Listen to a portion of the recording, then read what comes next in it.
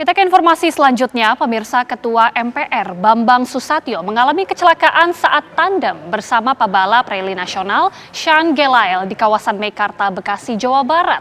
Kendaraan yang dikendarai Sean dan Bamsud ini sempat berputar di udara beberapa kali sebelum terhempas.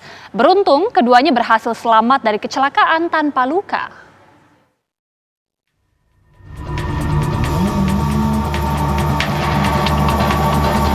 Ketua MPR Bambang Susatyo yang dikenal juga sebagai penggemar otomotif ambil bagian sebagai pembalap tandem dalam kejuaraan nasional Sprint Rally 2021 yang digelar di kawasan Meikarta, Bekasi Sabtu kemarin. Bamsud menjadi navigator dari pebalap Sean Gelael dengan menggunakan mobil Citroen C3 R5.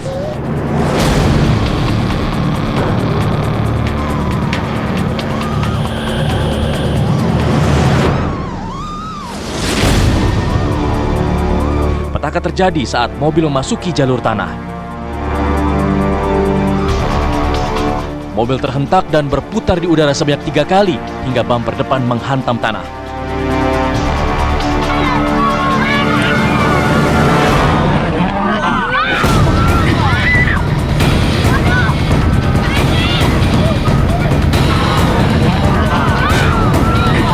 Warga sempat khawatir akan kondisi Sean dan Bamsud yang berada dalam mobil. Beruntung, keduanya berhasil lolos dari maut tanpa luka parah.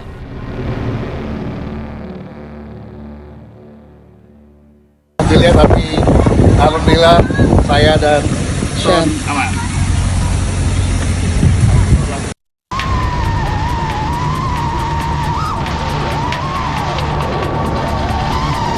Bamsud menjelaskan ia dan Sean selamat karena fitur keselamatan mobil yang sudah dirancang khusus dan ketenangan Sean dalam mengatasi kecelakaan yang terjadi.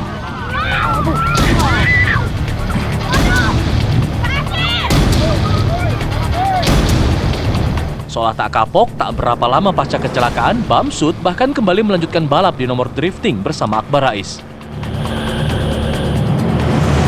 Bamsud mengingatkan setiap pebalap dan tim ofisial untuk senantiasa menerapkan standar keselamatan yang tinggi bagi kendaraannya untuk mengantisipasi kemungkinan terburuk dalam balapan. Tim TV One mengabarkan.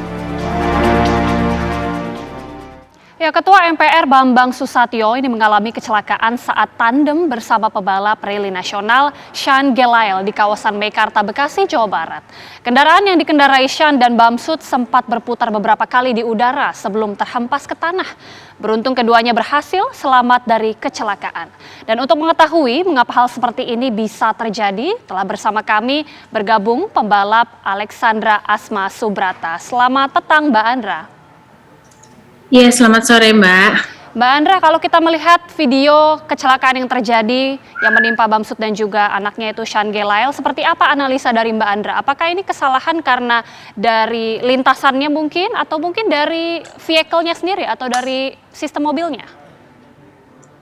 Oke, kemarin kecelakaan yang terjadi kepada Sean dan juga Bapak Bamsud, ini kan terjadi pas mereka melakukan rally. Mereka melakukan sebuah race lah gitu. Nah, rally itu sendiri kan banyak dikategorikan memang dilaksanakan di jalan-jalan seperti yang bisa kita lihat di tanah maupun di aspal juga, dan kebanyakan jalan-jalan yang jalan umum gitu. Jadi bukan seperti sirkuit yang kita bisa lihat seperti mobil formula gitu ya. Nah, kalau kecelakaan ini saya lihat kita tidak bisa dilihat, tidak bisa diklaim kesalahannya ada di mana gitu, karena ini adalah sebuah balapan atau sebuah rally, di mana rally itu tuh mungkin lebih menantang daripada balapan di sirkuit, karena kalau di rally itu di off-road seperti ini kita nggak tahu medannya seperti apa kadang-kadang. Jadi misalnya seperti kita bisa lihat tanah ini bisa bergeser kalau ada mobil yang lewat gitu. Kalau ada turunnya hujan ataupun ada tiba-tiba ada pohon jatuh, nah itu kalau rally itu seperti itu menantang. Jadi kita nggak tahu sebenarnya kendala Sean ini bisa sampai terbalik itu seperti apa gitu. Cuman kalau kita lihat dari video, mungkin ini mungkin dengan kecepatan mobilnya yang sangat tinggi dan ada perbedaan level daripada medannya, itu yang membuat mobil Sean terbalik gitu. Jadi kalau dibilang vehicle-nya atau mobilnya sih sepertinya tidak ya, tapi memang ini mungkin karena speed tinggi, jadi kita nggak bisa menyalahkan juga mobilnya, tapi mungkin karena speed tinggi apapun itu bisa terjadi dengan cepat. Oke, Mbak Andra tadi menyebut kalau untuk rally seperti ini, memang lintasannya atau kondisi treknya itu cenderung seperti off-road kemudian berbatu. Apa yang kemudian harus diantisipasi oleh pengendara dan juga pembalap ini, Mbak? Oke, kalau untuk rally sendiri pastinya gini, rally itu paling menantang. Kadang-kadang kalau ini kita bisa lihat kanan kirinya masih ada tanahnya gitu ya. Kadang-kadang rel itu bisa dihelat di kanan kirinya yang jurang. Nah, seperti itu misalnya ya. Jadi tidak hanya bisa terguling tapi bisa juga terjatuh ke bawah ke jurang itu. Nah, kalau ini kan memang ini seperti ini ada aspal juga, ada tanah juga. Nah, yang harus diantisipasi adalah pertama keadaan mobil itu sendiri gitu. Apakah mobil itu bisa diaspal, ban dan mobil ya.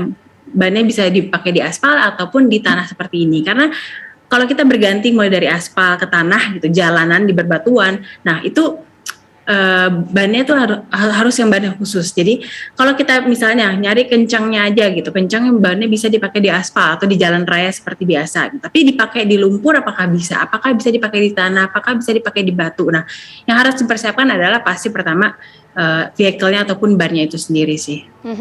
Mbak, kalau kita tadi sudah berbicara mengenai lintasan atau trek begitu ya, sekarang kita berbicara juga mengenai kondisi kendaraannya sendiri. Kendaraan seperti apa yang aman untuk melalui trek seperti ini, Mbak?